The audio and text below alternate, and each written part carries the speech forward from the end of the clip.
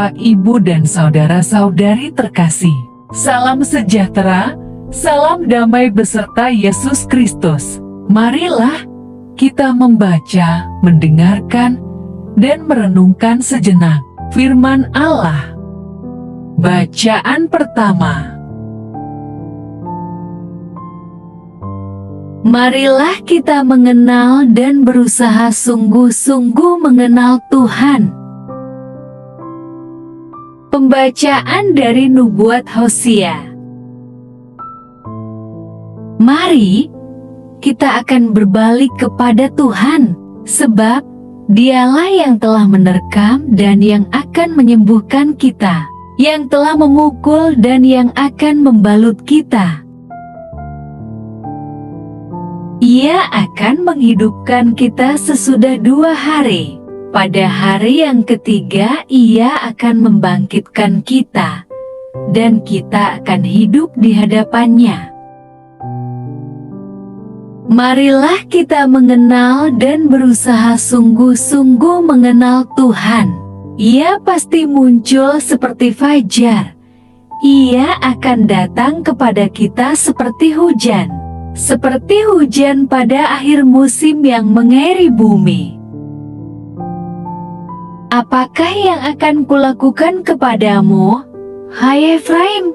Apakah yang akan kulakukan kepadamu, hai Yehuda?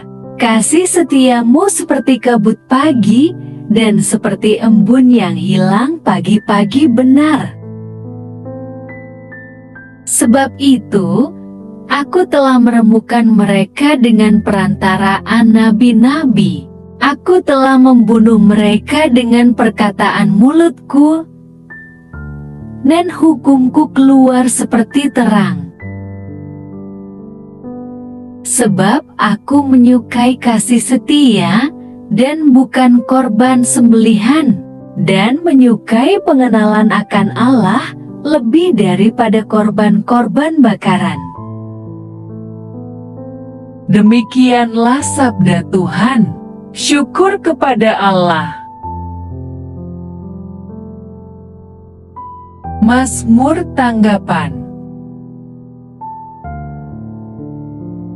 Aku menyukai kasih setia dan hukum korban sembelihan.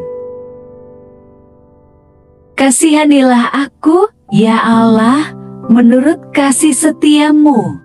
Hapuskanlah pelanggaranku menurut rahmat-Mu yang besar. Bersihkanlah aku seluruhnya dari kesalahan dan tahirkanlah aku dari dosaku. Sebab aku sendiri sadar akan pelanggaranku, aku senantiasa bergumul dengan dosaku. Sebab Engkau tidak berkenan kepada korban sembelihan. Sekiranya ku persembahkan korban bakaran, Engkau tidak menyukainya. Korban sembelihan kepada Allah ialah jiwa yang hancur. Hati yang remuk redam tidak Kau pandang hina, ya Allah. Lakukanlah kebaikan kepada Sion menurut kerelaan hati-Mu. Bangunkanlah tembok-tembok Yerusalem. Maka Engkau akan berkenan kepada korban yang benar, korban bakaran, dan korban yang terbakar seluruhnya. Maka orang akan mengorbankan lembu jantan di atas mezbah-Mu.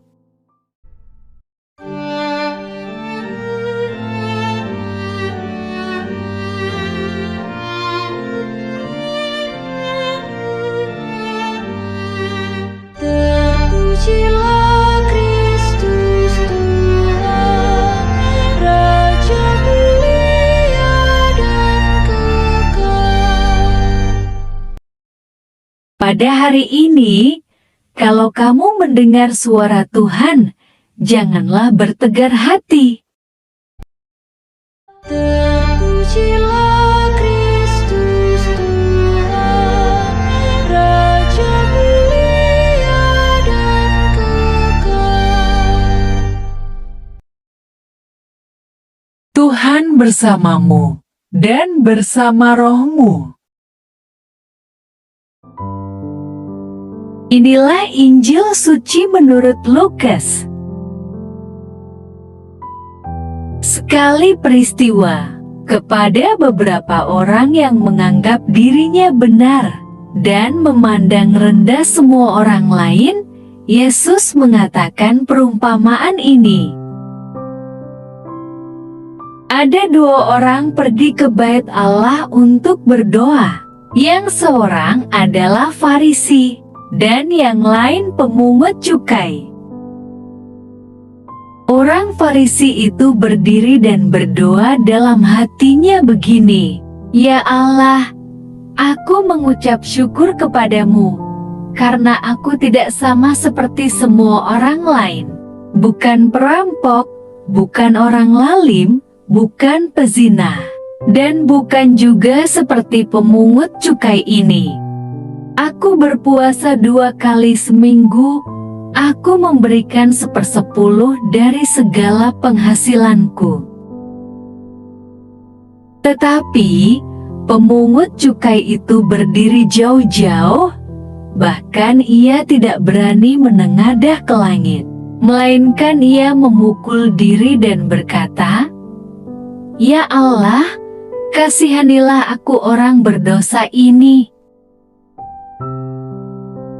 Aku berkata kepadamu, orang ini pulang ke rumahnya sebagai orang yang dibenarkan Allah, dan orang lain itu tidak. Sebab barang siapa meninggikan diri, ia akan direndahkan, dan barang siapa merendahkan diri, ia akan ditinggikan." Demikianlah sabda Tuhan. Terpujilah Kristus. Renungan Injil.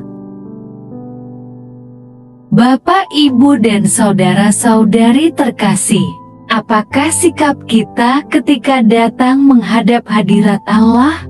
Apakah kita memiliki sikap hati yang benar? Yesus memberikan contoh 2 orang yang pergi ke bait Allah untuk berdoa. Mereka adalah orang Farisi dan seorang pemungut cukai.